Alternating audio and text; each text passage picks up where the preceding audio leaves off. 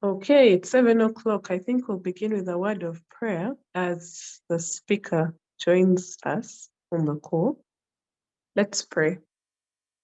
Father in heaven, we thank you for this beautiful, beautiful morning. Thank you for the opportunity for us to meet here in your presence. We thank you that you are here. We thank you and we exalt your name for all the things that you have done for us. We ask that today there will be healing, there will be education, there'll be a lot of learning, there'll be restoration during this call, that this call will speak a word in season to the business leaders here. And we ask that we'll go and prosper in our businesses because of the word spoken here. We ask and pray that you continue to uplift us through whatever it is that we're going through, and that if there's anyone who's sick here, they'll be made well. We pray all this believing and trusting in Jesus' mighty name. Amen.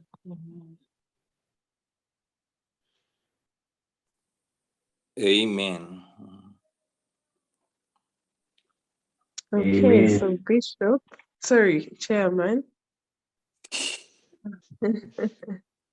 Chairman, over to you for now. Like I said, no pressure. There's freedom in the house of the Lord. So our current speaker today is a gentleman who has been at the helm of leadership for some of the top taxpayers in the country, and is well versed with business, passionate about business, and he's here to take us through an interesting concept. Unfortunately, he's just had a few glitches, technical glitches, but I know he'll be joining us shortly. He just asked to give us 1 minute, yeah. And yeah, as he comes in, so we'll just give him about a minute, and then we should be ready to go. Yeah, I'll just talk a little bit more of the topic that I wanted him to discuss.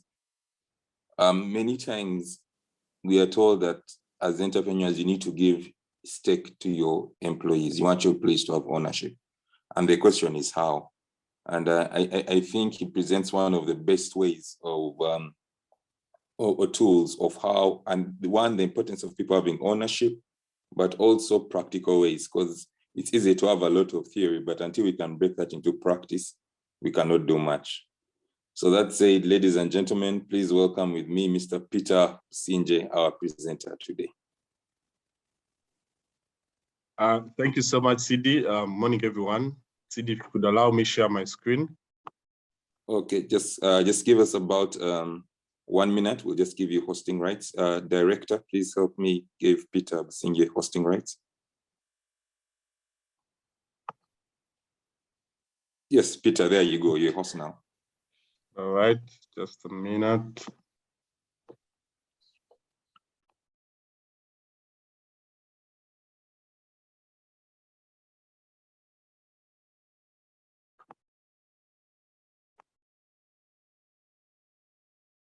I don't know if my screen is clear. Yes, it's clear. Okay, once again, morning, everyone. And I'm humbled to once again be sharing on this platform. I think this is my second time, but I'm always here learning from all of you. What I'm going to share is really about the great game of business. This is a book I've been sharing snippets about on the WhatsApp group. For those of you who have been following, I found it insightful. I shared it with on a group where I am with CD on another forum, and he felt it best that I should come and share it with you. I'll just run through briefly so that I'm able to maybe exchange ideas with you, and along the way, maybe we'll have some questions or comments. Just a brief biography about myself. I'm a 37-year-old married man to an originally female wife, and I have 3 boys and 1 girl. I'm currently the general manager of a petroleum wholesale distribution company. It's called Mitra Energy. I'm also the owner of Maranatha Market. It's in Chetume, Gayaza. Previously, I was the MD for Oryx Energies in Uganda for 6 years. Oryx is a Swiss company, but I totally have been in the petroleum industry for about 17 years. I'm a commercial poultry farmer, a serial entrepreneur, a rally driver once in a while, a giver, and an upcoming personal finance planner. So in a nutshell, this is who shall be speaking to you today. A summary of the great game of business and what they call the GGOB is the number one thing is to teach people how to make money. And you teach people how to make money using your business. Once people understand how your business makes money, then they're able to make for you money. The other one is, of course, overcome the myths of management. There are so many myths out there about management, about how to keep the books closed, about how to not share information.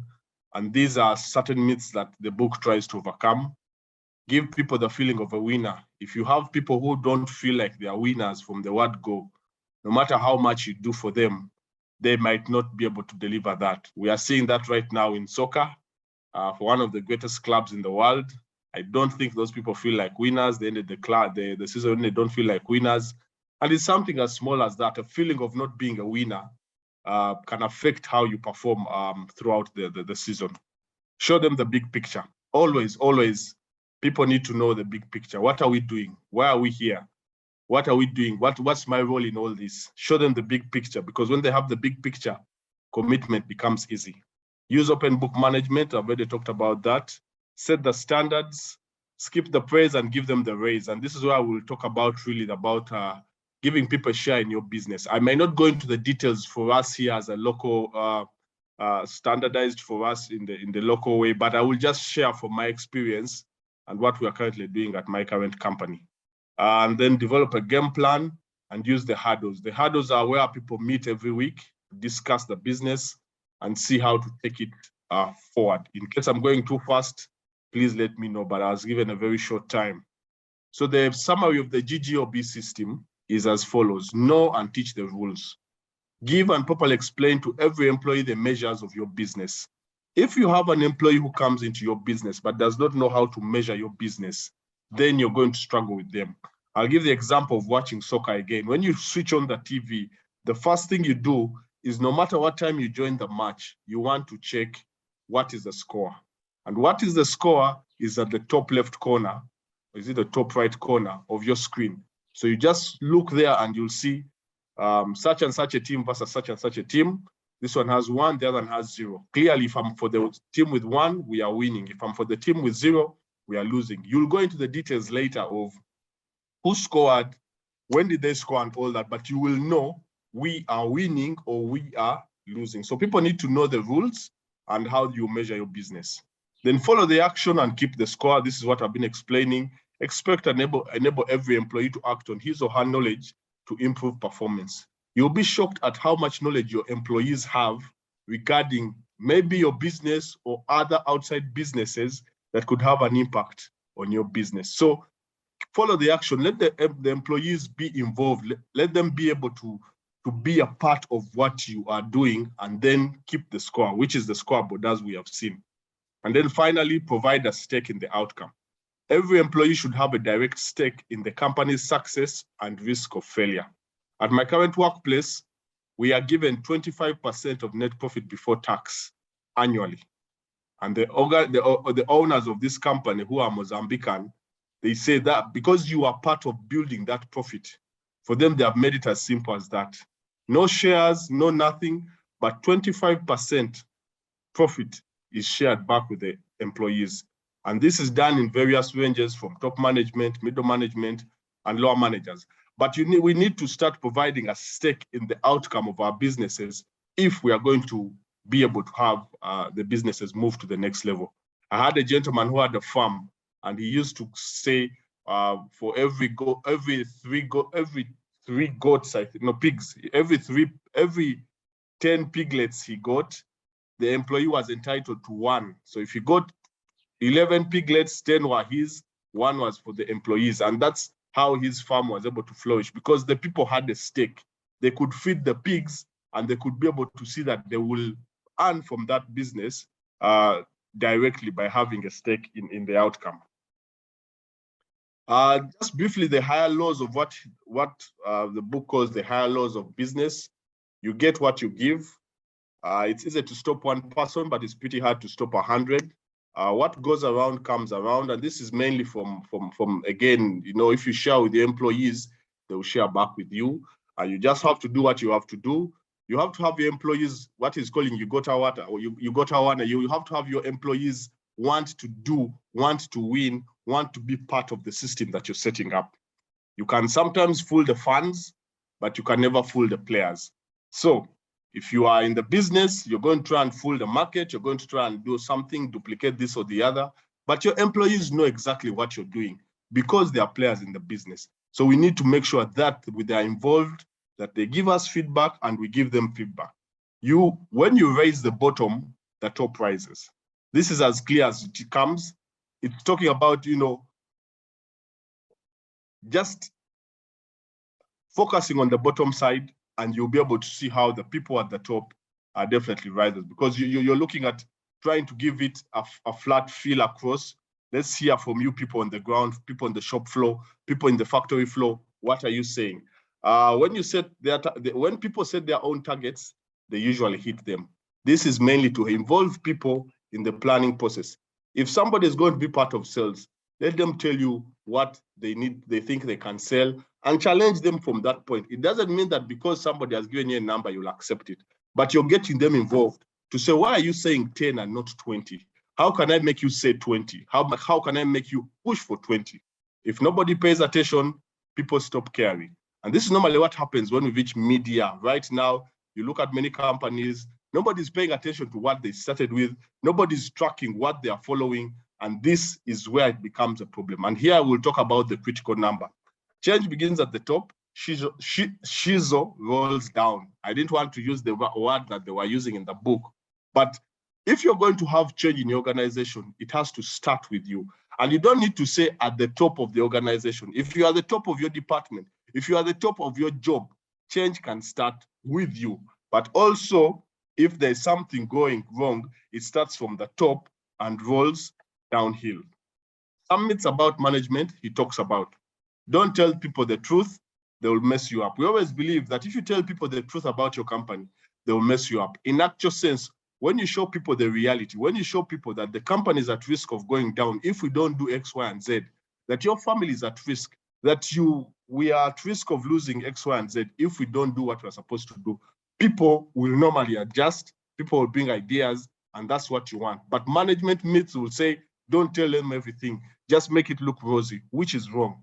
The other myth, of course, is nice guys finish last. Here it's really talking about being a tough manager, always be tough, don't give people leeway, don't smile with the employees. No, it's actually a myth. When you connect with your people, when you create a relationship, you will be able to do that. I remember I had a guy who I was leading a while at Oryx, and I had recruited him. I knew his wife, I knew his children, I knew his family, and we had created a relationship. And so, yes, the relationship was there. But that did not stop me from firing him when the time came. Why? Because I did not mix the relationship with the results. So, but that said, it does not mean that you have to be mean to your people. It does not mean that you should not, relate and be nice to your people. A manager or owner's job is to come up with answers. This is a big myth. I struggled with it when I just joined management, where you think that whenever there's a problem from your people, they want an answer from you. In actual sense, whenever people bring a problem to you, they want the permission to give you the answer because they're the ones doing that job. They know exactly how that, or they have a better idea about what the solution is than you. But all they're waiting for is your permission. So in most cases, the best thing would be, what do you think? What do you suggest? And you will hear how people will give you answers based on that. So it's definitely a myth that the manager or owner should come up with the answers. And then the other myth is that it's a mistake to promote people too quickly.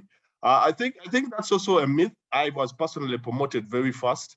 I became an MD at age 29, and everybody thought, wow, the company is going to collapse.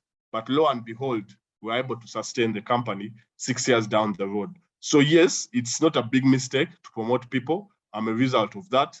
And I know that when you promote people and give them the right tools, they will be able to deliver. Don't worry about the big issues, just do your job. This is another myth, which is talking mainly about, everyone just focus on your aspect of the work and then the work will get done. But you can be a good, maybe parts assembler, maybe packaging personnel.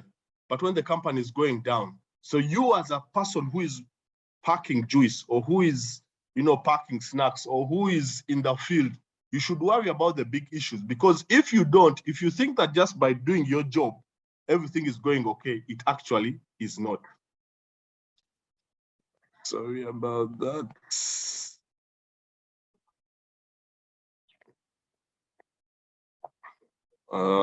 Okay, technology is playing me. Yeah.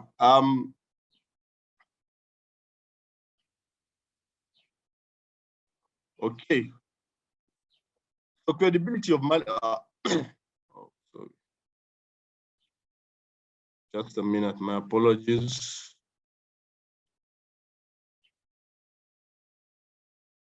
Yes. So what are the success conditions for the great game of business? Number one, you have to have credibility as the management.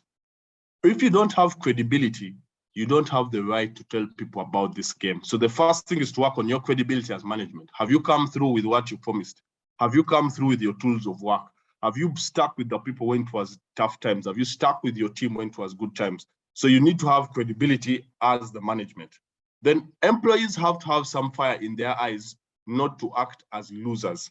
And this is mainly to create the fire in them by telling them exactly where you're going, by giving them the big picture, by showing them what your dreams are as the owner or manager, and having them be able to test into what you are trying to do. So you need to create that fire in them. Create a series of small wins. Many times we want to look at the big win, the annual results and all that, but create small wins, small wins. Right now, I'm working with this startup and we're trying to penetrate the fuel market on the wholesale side. And we know it is going to take us a few months to get into the market, but we have created our small wins of prospecting. So we have a dashboard that is saying how many prospects have we visited and how many of those have we onboarded, have signed up, have agreed to sign a contract, have agreed to start discussing with us to do business. And it's a small win. We don't yet have the volume in, but if we have somebody willing to fill in our customer account opening form, that is a good start. That's a small win. That's something we are celebrating. Give people a sense of the big picture. Again, this is already, I talked about it. People need to know where we are going, what we are going to do. You need to explain to them why they are doing what they're doing, and is this the end in itself, or what is the big picture of what you're doing? And finally, teach the numbers. Let people know, for instance, for a company, we import product from Western Kenya, from Eldoret, from Kisumu. Product is loaded, it pays taxes, it comes on the road, it crosses the border, and then we find a customer, we offload that fuel, and we get paid. Now, these people need to know what happens at each level. We need to know, our people need to know, for instance, that if there is a strike in Kenya by transporters, it's going to affect us because transport rates are going to go high, because we won't have transporters willing to transport for us, and all those things, and this could affect us. So they need to be able to understand what is the breakdown, the cost of fuel from when we buy it to when we sell it. It's important for the finance manager, for the accountant, for the general manager, for the sweeper, to be able to understand. As long as all these people are on your team, they need to be able to understand and the numbers that are involved in making the business a success.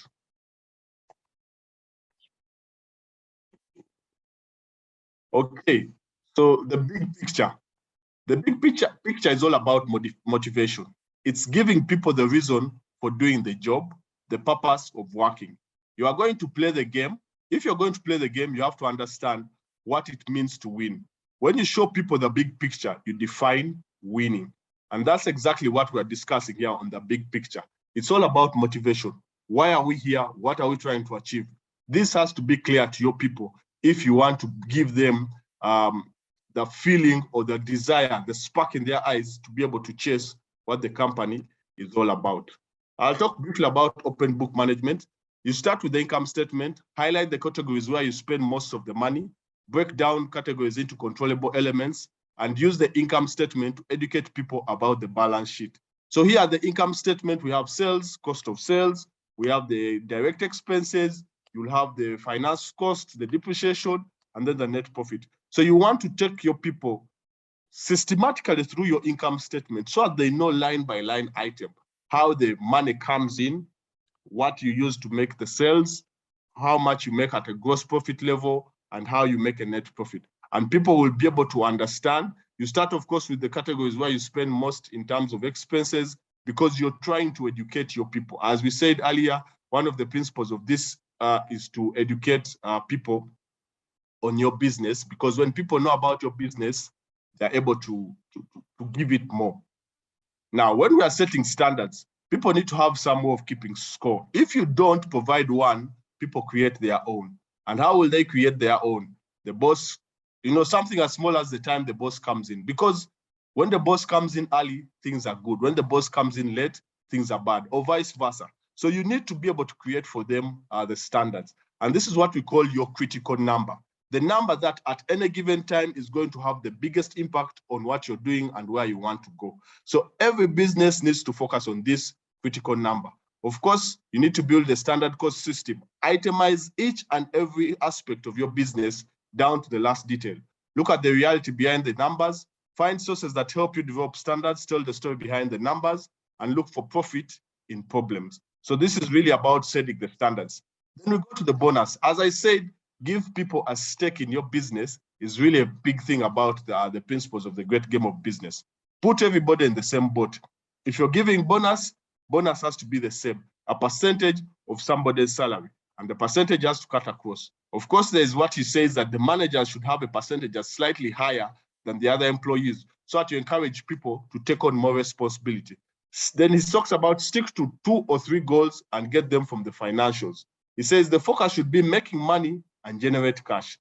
2 of your goals at least must come from, 1 from the income statement and 1 from the balance sheet, if you're going to have something that is trackable. However, in these goals, they should have other aspects that lead to the goals. The goals should not in themselves be final destinations, but there should be 3-4 layers that need to be done to be able to hit the goals. That's the only way you can have 2 to 3 goals. Give people the chance to win early and often. Communicate your bonus program. Don't pay the bonus unless it is earned, but give as much support as possible.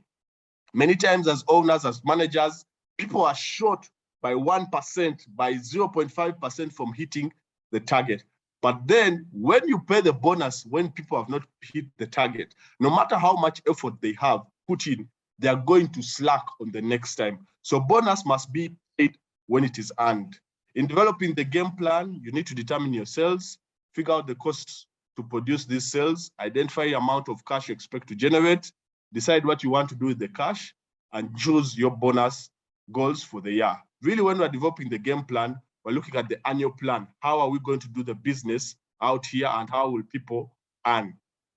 8 critical documents to develop for the annual game plan. Of course, income statement, the balance sheet, the cash flow analysis. Many times we skip this, and we do it normally when we're looking for money from the banks, and thereafter we forget it. But this is really about cash management, and it shows you when to do what you want to do. For instance, you might want to buy a machine this year, but it is not right, or you will not have the cash to buy it until October. So this cash flow analysis will help you with that. You need a sales and marketing plan. You need a capital plan, which we are talking about when you want to deploy assets. You need an inventory plan.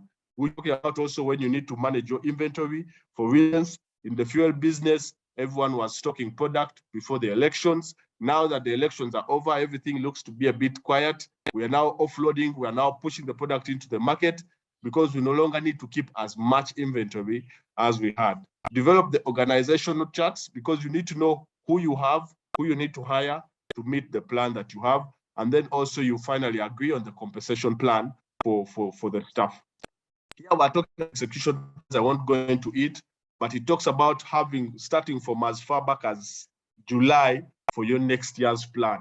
You start by setting sales forecasts. You go into setting the standard costs. You debate and present the sales plan to the rest of the team. Agree on costs of executing the sales plan. By November, you figure out what to do with the cash and set the bonus goals. And December, you have your final plan. So the planning process of the annual game plan takes about 6 months if you want something that is detailed. I'll give you some tips on the great hurdle, and then I'll wind up. Hurdles, what are hurdles? As you do the great game of business, you need to be able to meet at least on a weekly to be able to keep track of the numbers. So they talk about keeping it regular and on time, For instance, every Tuesday at 9 a.m., it should be that regular. Hold it regular enough to stay in control of the numbers. Put a name and a face to every line in the income statement. I think this is where many of us miss it. We'll have the hurdle, but we are not talking about items on the income statement. Give everybody or give every item a face. Who is in charge of office expenses? Who is in charge of rent? Who is in charge of this? Who is in charge of that? And use its layout as a weekly scorecard. Can we have our rent reduced? Have we renegotiated? Can we do X, Y, and Z? Invite anyone with something to contribute to the meeting. Have a fixed format, but don't be boring. Be a leader, not a boss. Make sure the numbers get out after. Insist that people write it down. And finally, do appraisal of your business in terms of what we have just been talking about. Look at your business, take a business health check, develop your annual game plan 3 to 6 months in advance. Create and focus on the critical number. As I said, if you don't have the one number that shows progress on your business, then you need to sit down and work on that. Act on the right drivers that move the critical number. Create early wins with mini games at departmental level. Create rewards and recognition. Design the scoreboard to keep score. Follow the action through weekly hurdles and apply weekly forecasting up to 5 weeks ahead. I want to thank you. I apologize for rushing through, but I was trying to keep time as much as possible. My apologies to you, Bishop Sidi, for exceeding my time, but I hope I've been able to add value to you this morning. Thank you.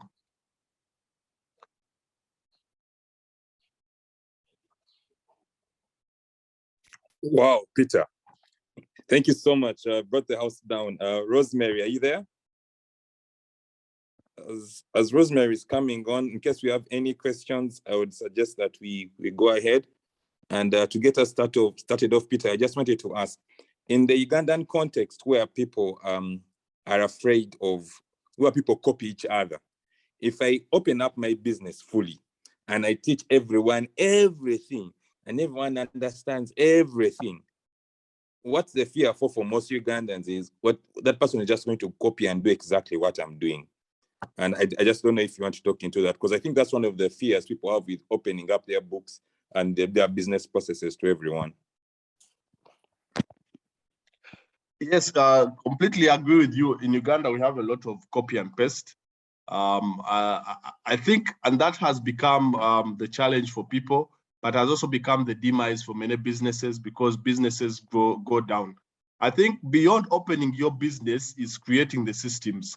No matter how much I know about fuel, I cannot just go and overtake Total, who was my first employer.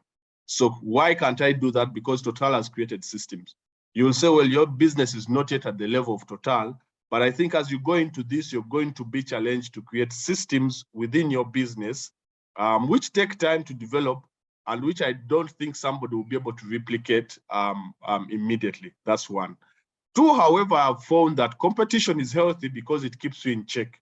So for me on my side, the risk of copying versus the benefit of getting better performance, I would think that the benefit is much higher compared to the risk of being copied and losing your business to others. So I would go with teaching the people, because then my business would move faster compared to hiding from the people, which might slow down the movement of my business. I'll not tell you the risk is not there. Somebody will definitely want to copy you. Somebody will definitely want to duplicate your business, but you have a higher benefit of moving faster in growing your business. Thank you.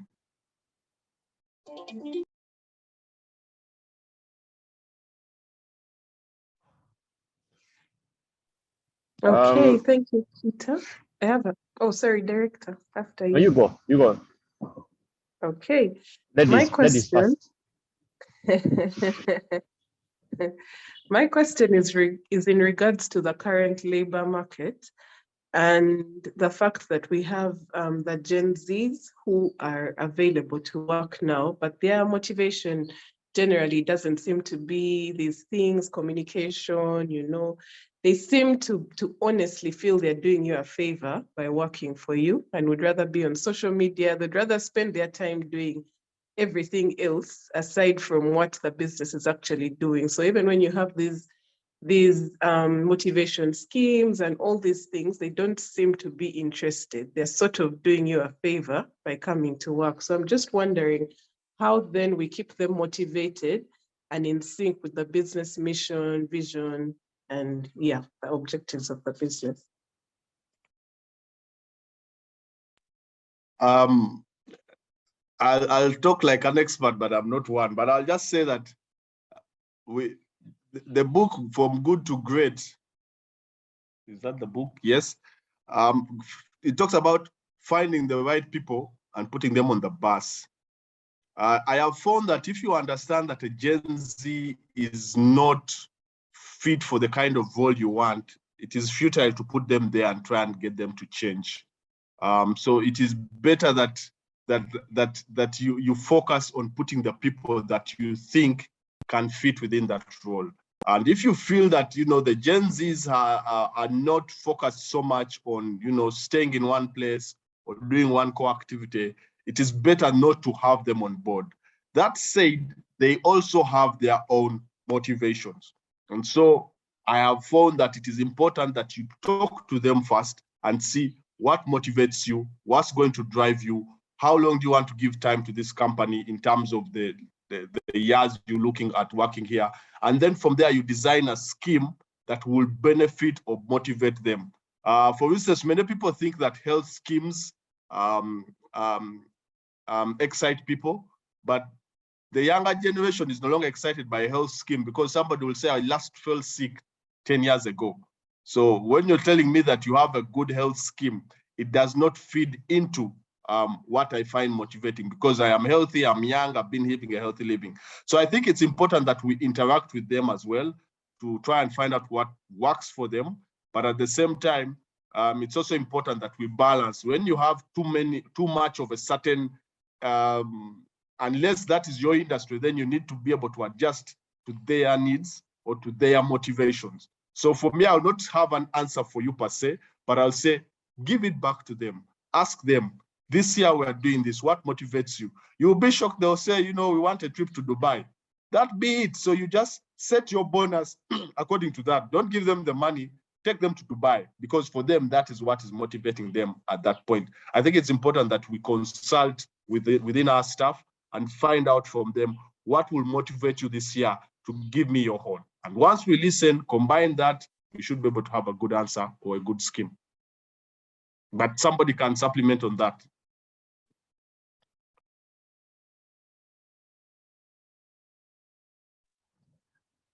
Peter, for me, two things maybe. One, thank you so much for the presentation. You've really done a very good job dissecting that great game of business by Jack Stark. Cindy asked about duplication. I think my take is this: we are easily duplicated because we are mediocre. Why hasn't someone duplicated Aristoc? I mean, back wana, you duplicate Aristoc and then we see. You get? So what will happen is that they'll duplicate these ones who are at the lower food chain or the lower end of the food chain. So they'll be easily chewable. Okay. Try duplicating Cafe Javas. I think that fundamentally, our businesses are easily duplicatable because they are severely malnourished. They are underfed, underfunded. And then we have no secret sauce. We have no competitive advantage. We have nothing that we have really streamlined so well, that we do it so well. Our supply chain is so wanting that if you are looking for, let me give you an example. If you're looking for, say, 10,000 pieces of something, you won't find them. The supply chain is so gullible. It's so easy to bust. So I think that's why we have beef and are easily bashed and are easily taken over. That would be my 2 cents. Thank you, Peter, otherwise. Thank you, Director. I completely agree with you. And that's why I also believe that, once you get people to understand and you open up to them and you use their ideas to beef up your business, because now you're working with them, you're setting up the systems, then we can be able to move from the mediocrity level such that even when somebody decides to go, already their ideas are within our business, because we opened it to them to use their ideas. It will not be easily duplicatable. Thank you.